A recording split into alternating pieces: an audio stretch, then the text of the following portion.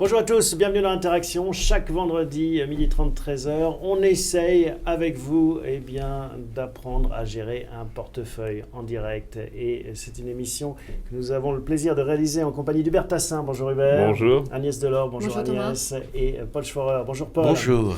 Gérer un portefeuille, c'est pas toujours facile, hein. On va le voir en cours d'émission, mais c'est ça aussi qui fait son charme. On commence tout de suite par notre rubrique liée à l'actualité.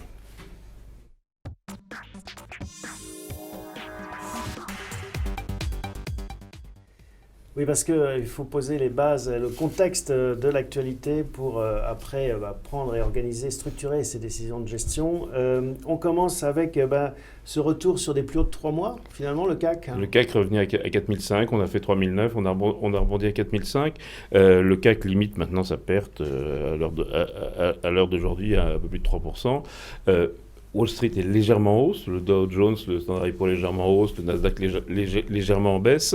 Il n'y a plus de très grosses baisses depuis le début de l'année. Bon, la Chine joue 13%, ce qui reste confortable, mais ce qui est pas la panique qu'on a eue.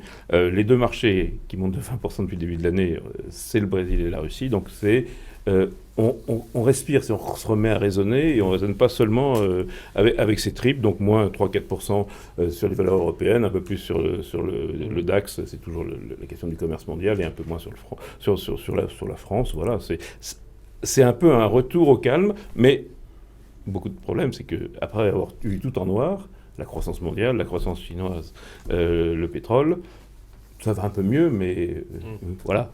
Agnès, est-ce qu'on respire mieux? Est-ce que vous le sentez physiquement? Vous dites, ça va un peu mieux, on est dans des eaux un peu plus calmes? Non.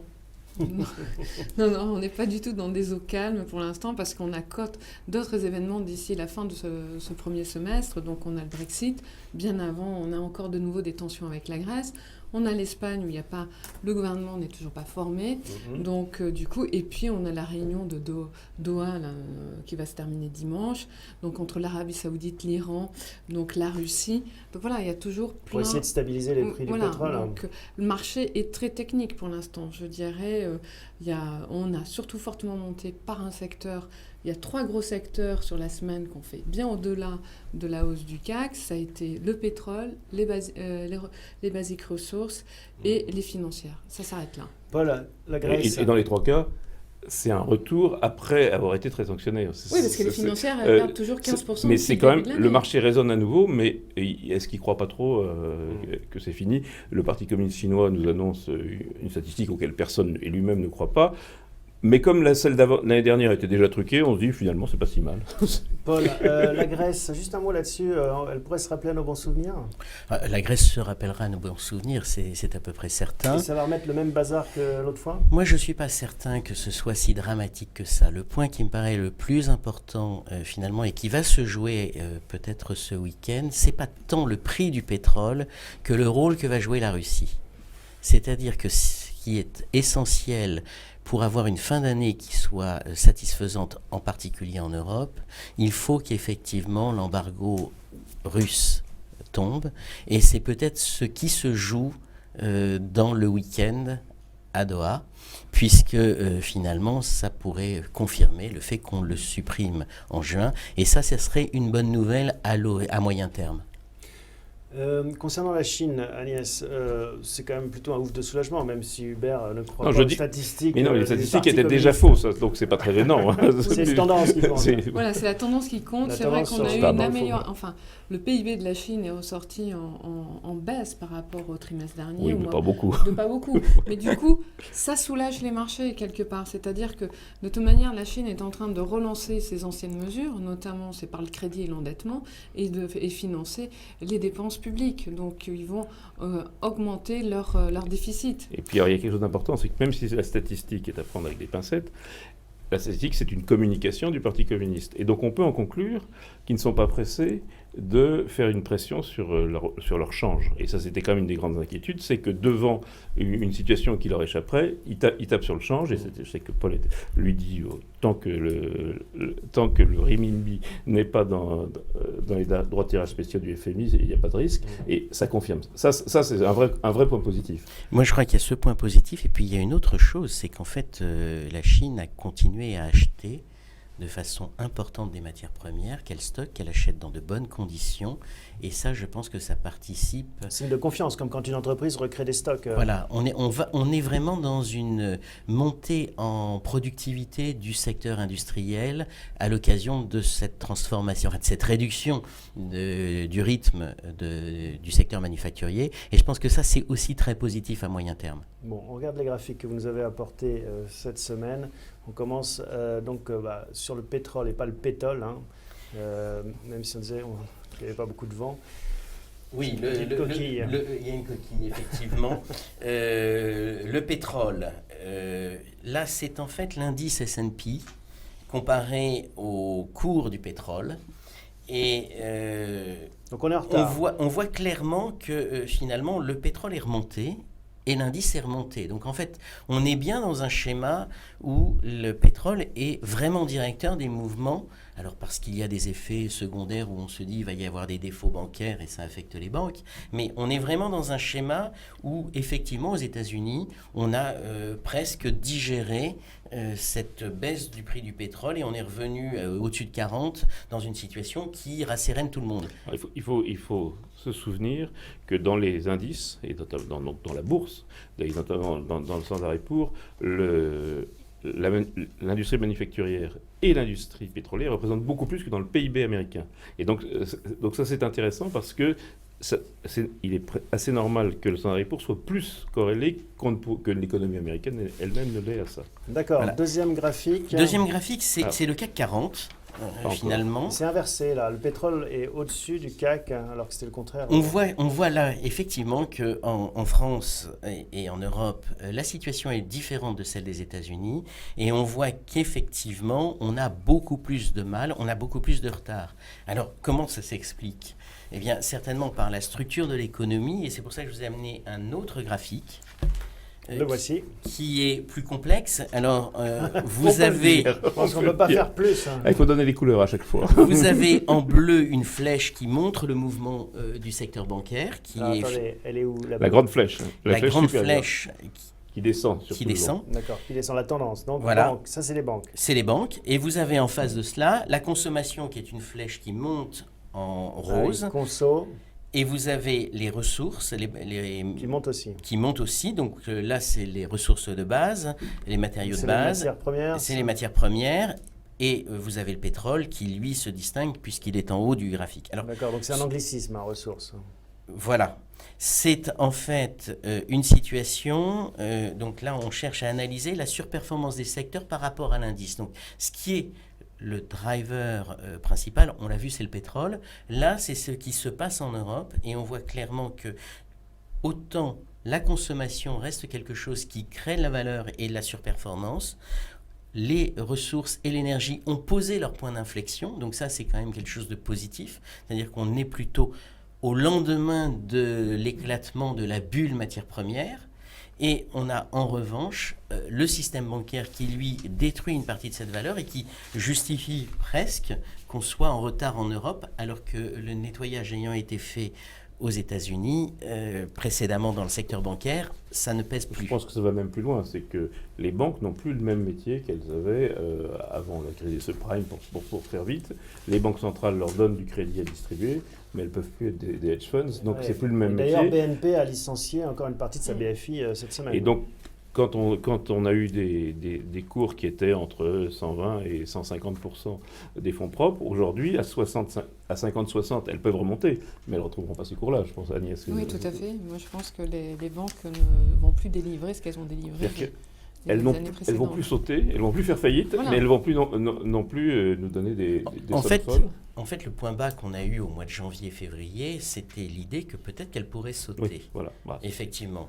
On a eu des réponses le 11 mars de la part de la Banque centrale qui a dit « j'empêcherai qu'elle saute ».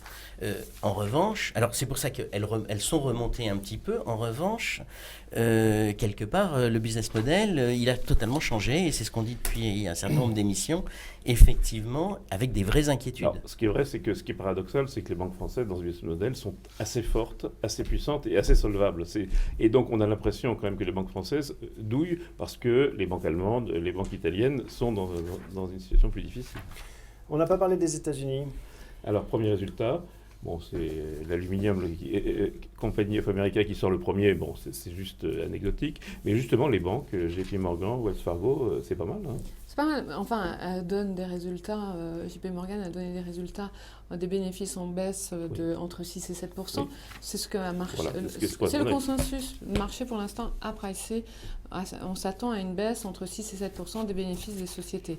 Souvenez-vous que sur le dernier trimestre 2015, on avait aussi une révision à la baisse des bénéfices des sociétés américaines et ça a été meilleur que prévu. Voilà. Je pense aussi que ça risque d'être meilleur que prévu. Donc les 6-7%, on les fera peut-être parce que ça dépend largement quand même des provisions dans le secteur pétrolier. Exactement. Ça joue, mais hors pétrole, on ne devrait pas être très très loin du zéro, avec peut-être des bonnes surprises. Oui, je suis d'accord. Oui, tout à fait. Bon, voilà. D'ailleurs, ce qui expliquerait la force du dollar. Hein. Aussi, ça joue dans les deux sens.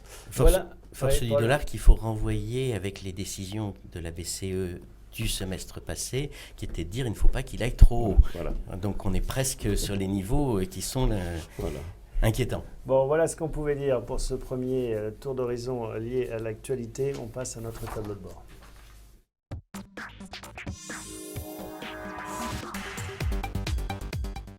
Alors, on commence tout de suite avec les traditionnels feux tricolores. Que se passe-t-il cette semaine du côté des feux ? Alors, pas de grandes modifications, si ce n'est que le stress de refinancement se renforce légèrement puisqu'on passe d'un feu vert à un feu orange. Alors, je vous ai isolé justement le graphe du stress de refinancement. Qu'est-ce qu'il dit ? Il dit tout simplement qu'il y a un peu plus de levier dans l'économie puisque la demande de liquidité auprès de la Banque centrale est accrue. Bon, voilà. On reste en mode 3, sans commentaire. Sans commentaire, effectivement. Ce mode 3 caractérise une volatilité extrême aujourd'hui et on pourrait espérer qu'on en sorte rapidement. Bon, on dit ça chaque semaine. On continue avec les performances. C'est pas tout à fait gagné.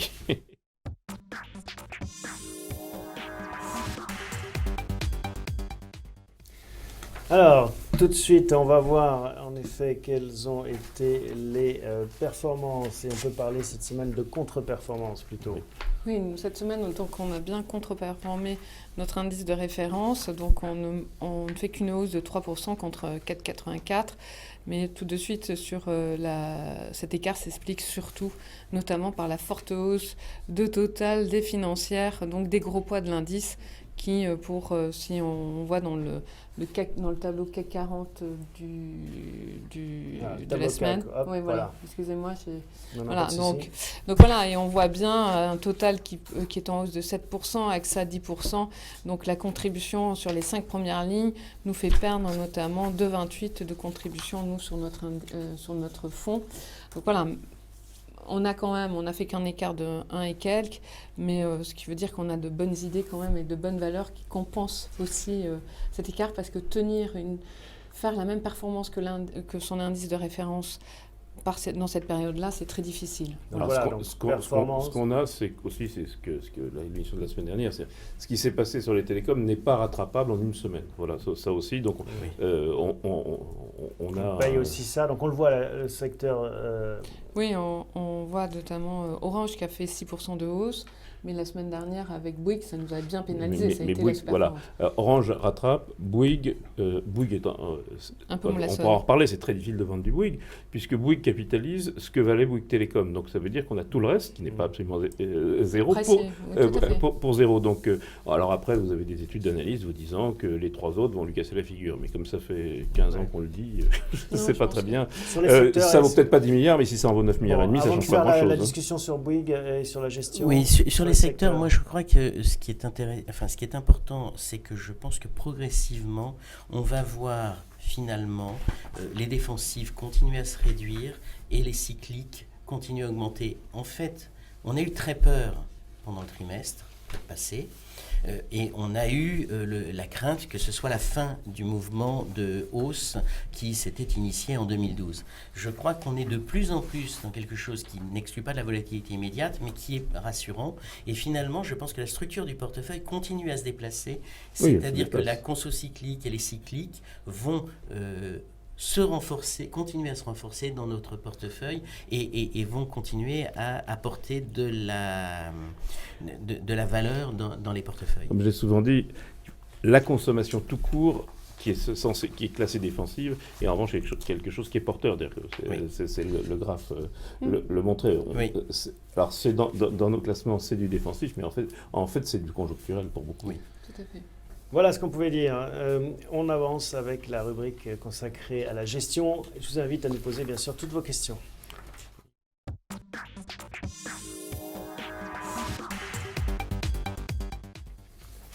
Alors, on commence avec, vous en avez l'habitude, cette historique des transactions.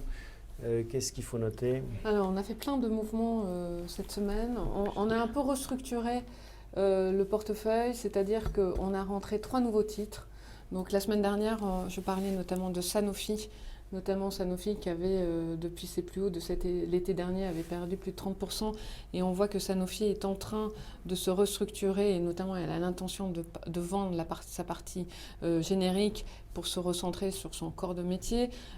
On parle notamment qu'elle avait un intérêt de lancer une offre sur un laboratoire américain spécialisé sur le cancer qui a été rejeté. Donc, voilà, donc, ça a été considéré comme une bonne nouvelle par le marché. Exactement. Donc du coup, on a rentré Sanofi, on en a pris 2%, je pense qu'on montera facilement à 4%. Puis surtout aux alentours, assez de 76 €, son plus bas était 70 €, donc je pense qu'elle s'est bien stabilisée. On a rentré Michelin Imerys. Imerys, c'était déjà un call, on en avait déjà parlé, notamment sur le call des matières premières et l'effet de la hausse pour jouer la hausse du pétrole. Excusez-moi. Mais c'est une star. Oui. C'est une star de ce secteur-là. Oui, là, on reste dans le 3 étoiles. Voilà. Et puis, on a allégé Rheinmetall et Thales. Surtout, c'est des très beaux parcours. Oui. On prend nos bénéfices, je dirais, Thales à 76 €. Et on a vendu Airbus. Et voilà, et on a vendu Airbus parce que Airbus, je pense, va annoncer ses résultats du T1 le 28 avril. Et je pense que de toute manière, on attend un tassement de son activité et des pressions sur le prix dans l'aéronautique. Et surtout, c'est l'absence de nouveaux programmes. Donc, je pense que... Et puis quand même des retards sur les programmes en cours. Je pense que ce qui est toujours ennuyeux parce que ça coûte toujours, de toute façon. Alors, le portefeuille maintenant, dans le détail. Alors, dans le détail, donc je voulais juste revenir également sur notamment la très belle progression cette semaine, notamment de EDF. C'est notamment... Enfin. On a eu raison de s'accrocher. C'est exactement, mais il y a un retour notamment sur ces valeurs aussi, sur les valeurs de haut de rendement. Hein, oui. Donc, et puis, ils ont annoncé, EDF a annoncé un programme déjà de réduction de coûts de 700 millions €, mais on évoque maintenant un programme plus important de plus d'1 milliard d'euros. Donc, du coup, le marché a pris ça comme une bonne nouvelle. Il s'attaque un peu au problème, alors que le marché avait l'impression d'un président complètement soumis au ministre. Alors, il l'est forcément, ce sont ses actionnaires, mais néanmoins, on a l'impression que le management prend un peu d'initiative et à la limite, quand les syndicats commencent à hurler en disant l'affaire est en faillite, c'est presque une bonne nouvelle sur les marchés en disant ils sont en train de faire quelque chose. Oui, exactement. Et puis bon... Ça paraît paradoxal, mais c'est la semaine où les syndicats annoncent c'est en faillite que ça monte de 7%. Oui, tout à fait. Donc dans le portefeuille, on a eu des résultats, notamment quelques résultats de société. On a eu LVMH, donc, qui a annoncé un début d'année un peu plus lent que prévu. Et je pense que l'effet, notamment mode et maroquinerie, notamment dont la croissance a été nulle. Et surtout, je pense que c'est l'impact notamment des attentats en France, malheureusement, avec une baisse des touristes chinois qui sont gros consommateurs de nos produits. A contrario, on voit que ça reste aussi la plus belle du secteur, parce que quand on voit les résultats de Burberry, qui eux sont franchement mauvais. Très mauvais. Et donc, on voit que LVMH joue quand même ses atouts, même si Vuitton marque un petit Oui, coup de frein. Quoi. oui, Voilà, un coup de frein. On a eu aussi notamment la déception de Sodexo qui a annoncé des résultats tout à fait honorables, Oui. mais du coup, le marché a été déçu sur ses marges, donc qui ont été un peu inférieures au premier semestre, pardon. Donc, Là aussi, alors là c'est l'inverse, c'est une tellement belle société qu'on attend toujours qu'il fasse un peu mieux. oui, et puis elle a bien progressé Voilà. depuis le début de l'année aussi. C'est Donc on un joli avait- parcours. voilà. Donc voilà. Et d'autre part, on a rentré Michelin, notamment consommation cyclique comme faisait remarquer Paul. Donc on augmente notamment notre poids dans les biens de consommation. Et Michelin, je pense que la demande reste solide. Je pense au T1 sur les marchés matures à plus de 2%. Et c'est surtout la croissance toujours soutenue en Chine. Donc on verra la publication le 20 avril. Voilà. On rentre la plus grande pharmaceutique française et une des plus grandes européennes, la star des pneumatiques mondiales, Oui, et il mérite la star de ce secteur-là, au moins chez nous. exactement. Alors, Donc on est dans la qualité. malgré tout, on a vu, on a une performance qui est en tout cas moins bonne que celle de notre indice. Ça veut dire quoi? Comment est-ce qu'on analyse cette contre-performance cette semaine? Mais cette analyse, je pense, c'est surtout, comme je le disais tout à l'heure, c'est qu'on est complètement désinvesti, très peu présent sur les bancaires, ça a été le grand rallye. Et alors, est-ce qu'il est temps justement, pour aller plus loin, de se poser la question des bancaires? Je crois que si on répond... Ça fait si on 5 ans que je reprend- pose cette question, 5 ans que j'ai la même réponse. Si Il ne on faut pas reprend- toucher aux banques. Bah, pendant 4 ans et demi, ça a beaucoup baissé. Oui. Si on reprend ce que disait Hubert tout à l'heure, et qui est finalement ce qui structure la réflexion qu'on a, c'est de considérer que le business model des banques va changer. Et à partir de ce moment-là, certes, elles peuvent vendre à leurs actionnaires des dividendes. Oui. La remise en cause, c'est l'horizon qui manque. Oui. Et de ce fait, aujourd'hui, dans des périodes où ces titres remontent, effectivement, on prend du retard, mais c'est un choix qui est assez structurant du portefeuille. Le business model de toutes les industries va changer. On parle de Michelin, ça va changer. Accor, ça va changer. Tout le monde est en train de changer sous le coup Non, de mais cette digitalisation. Les banques, c'est pas que la digitalisation, c'est parce que les banques centrales leur ont dit vous allez arrêter de faire sauter la planète une fois tous les 15 ans. Les banques, ça devient une industrie gérée par quelqu'un d'autre, par une autorité, par des États. C'est administré en fait. C'est une économie administrée. Oui. Mais surtout, Et puis alors, les taux négatifs. mais voilà, c'est surtout ça. expliqué, Il y a voilà. une pression sur les marges, ce qu'on dit. Moi, on va avoir une pression sur les marges Ouais. des financières. Et moi, je crois qu'en fait, effectivement, tous les secteurs changent, mais quand un secteur n'a pas la capacité de présenter ce qui sera son potentiel de croissance et son type d'activité pour demain, finalement, il subit un désamour. Et donc, en fait, c'est ça le vrai problème. C'est quels sont les secteurs qui voient leur perspective digitale et ceux qui ne le voient pas. Vous avez qu'à écouter les publicités. Les banques vous disent je vais vous vendre une voiture, bientôt ils vont nous vendre des poireaux, j'en sais rien. Mais on a un réseau, on veut l'utiliser, mais c'est plus du tout les mêmes effets de levier. C'est un peu comme la Poste, hein. C'est le syndrome de la Poste qui voulait utiliser les facteurs à autre chose que distribuer le courrier. Oui, mais les facteurs, on les paye déjà. Donc En fait, ce qui est surprenant, c'est marginal. que tout ce qui est activité bancaire digitale a essentiellement été initié avec l'appui d'une banque traditionnelle. Il y a des banques qui commencent à naître, et en particulier, c'est peut-être l'Angleterre qui est le plus en avance là-dessus, qui ont des propos qui partent de rien. C'est peut-être ça ce qui sera réellement la banque de demain. Bon, Hubert, qu'est-ce que vous avez dans votre besace? Est-ce que vous avez des idées nouvelles? Bon, moi, je voudrais juste qu'on revienne un instant, justement, c'est la consommation. L'idée, Casino et Carrefour ont publié des résultats. Alors, c'est deux valeurs brésiliennes, donc elles ont beaucoup monté cette semaine, parce que les valeurs brésiliennes, entre guillemets, Edenred, ont monté, mais Casino, c'est moyen, Agnès, et Carrefour, c'est plutôt bien. Oui, Carrefour, c'est plutôt bien. Y Casino, compris c'est en moyen France. parce qu'elle a été surtout plombée par la cession. Il faut rappeler que Casino a cédé ses filiales, ses activités en Asie, donc ça l'a perdante, donc ce qui l'a bien plombé, et les difficultés persistantes au Brésil. En revanche, je dirais, Carrefour n'a pas du tout la même conception. Donc Carrefour, ses ventes ont fortement progressé au Brésil et en Europe du Sud, donc, et les ventes en France sont stables, c'est 47% de son chiffre d'affaires. Donc voilà, et les ventes au Brésil, elles ont augmenté pratiquement de 10%. Voilà, donc ce n'est pas du tout la même la même gestion. On a du Carrefour. Hein. Oui, ça a été une très belle... De 20%. Ouais, ça a été une très belle Donc c'est ce secteur-là dans lequel on est, puisque c'est des créateurs de valeur à moyen terme, etc., sans peut-être, ça manque peut-être un peu d'effet de levier. Hein. Unilever, Carrefour, L'Oréal, peu importe lesquels, ça manque un peu d'effet de levier, mais quand même c'est du sursis, entre Puis guillemets. on voit que la consommation mondiale a augmenté de 1%. Oui. C'est énorme. Vous voudriez renforcer les lignes consommation? Oui, c'est les lignes consommation sur lesquelles, dans le cadre de la restructuration du portefeuille, il faut qu'on envisage de travailler. Et alors, quelle valeur?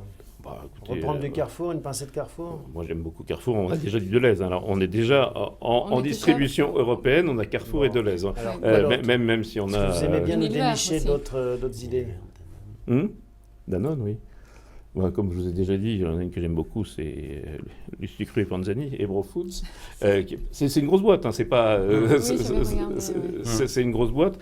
Et eux font partie de ce dont on parlait tout à l'heure, c'est-à-dire en croissance, ils gagnent un peu de chiffre d'affaires et beaucoup de marge parce que les gens passent des pâtes qu'ils fabriquent sous marque Carrefour ou je sais pas quoi, Leclerc, aux marques Panzani où là ils marchent plus.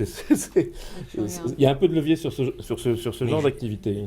Le luxe alimentaire est certainement un secteur en très grande... Ça paraît farfelu de dire que Panzani c'est du luxe alimentaire, mais c'est de la marque, donc c'est du les premium. œufs vont être bio, ou je ne sais pas très bien ce qu'ils vont nous raconter, par exemple. Sur la consommation, Agnès, vous dites en effet qu'on a un portefeuille qui mériterait un peu plus de conso.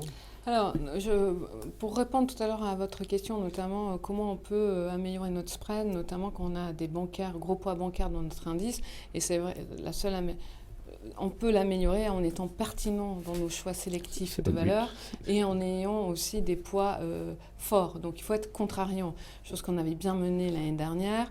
On avait récupéré notre spread, notamment sur la forte baisse du marché, et on se rend compte que quand même, on fait un spread négatif de 1 et quelques qu'on aurait pu faire, comme je vous le disais tout à l'heure, avec en ayant pratiquement 9%, en ayant 9% de cash, on avait un spread, on aurait pu faire perdre 3%, vite fait, notamment quand on voit que c'est les plus gros poids de l'indice CAC 40, et notamment tout le secteur, notamment chimique et pétrolier, qui a fortement monté.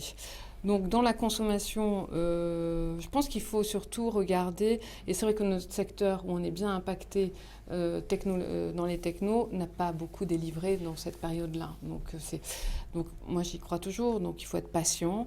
Et puis dans la consommation, je dirais oui, il faudrait regarder un peu plus de consommation. Je sais qu'Hubert voulait qu'on renforce Alstom, mais je pense alors ça c'est pas de la consommation. Oui, dans l'industrie, Alstom, Nexans, c'était les deux sujets. Alors, Alstom, ça on l'a allégé malgré nous, si j'ose dire. Sur la consommation, est-ce qu'on fait quelque chose cette semaine? Pas pour l'instant. Moi, je pense que le marché a bien monté. On va juste réfléchir un peu. Oui, je pense qu'en fait, on a au début de l'émission évoqué la rencontre du week-end. On a expliqué que finalement les bonnes nouvelles étaient déjà un peu dans le marché. Si on a une déception, le marché va offrir de nouvelles opportunités. Et moi, je pense, il ne faut pas l'oublier. Je pense qu'il y aura déception, soit au communiqué, mais ils sont peut-être assez malins. C'est le Proche-Orient. Pour faire un communiqué qui soit intelligent, mais en revanche, derrière, on voit bien que l'Iran, en tout cas, et peut-être la Russie, vont continuer à ouvrir les vannes.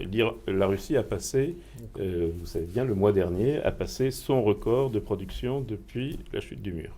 Alors, l'industrie maintenant. On voulait parler d'Alstom.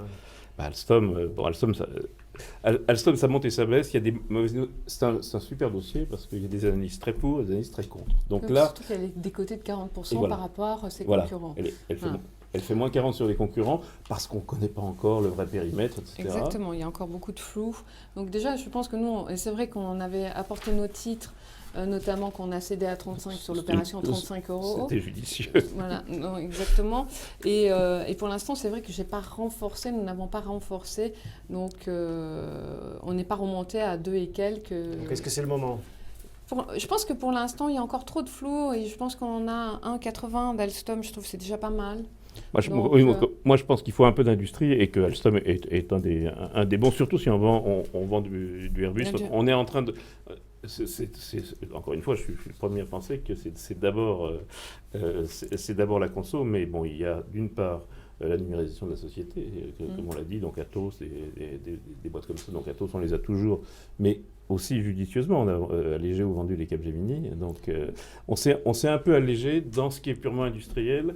Alors, il y a le cas d'Alstom, il y a le cas de Nexans, dont on a déjà parlé, qui est un cas très particulier, mais quand même d'une industrie qui, mine de rien, est liée au numérique, parce que faire des câbles, c'est lié au numérique.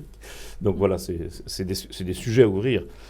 Encore une fois, personnellement, je pense que le marché, après avoir tout vu en noir, voit peut-être un peu trop de rose aujourd'hui.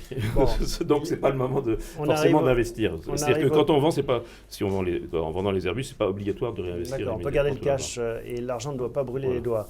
On arrive au terme de l'émission. En conclusion, Agnès, on ne touche à rien? On touche à rien. On attend. Wait and see. Oui, et moi je rajouterais, et ce qui sera très intéressant, c'est de voir comment arrive à se positionner la Russie, parce que je pense que c'est très important pour les perspectives à venir. La Russie, maintenant, les États-Unis lui ont donné la clé de l'affaire syrienne. On va se mettre d'accord avec un nouveau Premier ministre ukrainien, ça sera l'occasion. Il y a un nouveau Premier ministre, on va un peu noyer le poisson pour le partage. Donc effectivement, c'est le grand retour de la Russie. On partage une partie de la Turquie contre une partie de l'Ukraine. Le grand retour de la Russie contre le vieil ennemi ottoman. Allez, sur ces considérations géopolitiques, on vous laisse. Résultat, donc, en effet, de cette rencontre de Doha à la fin du week-end. Et on se retrouve la semaine prochaine, même endroit, même heure.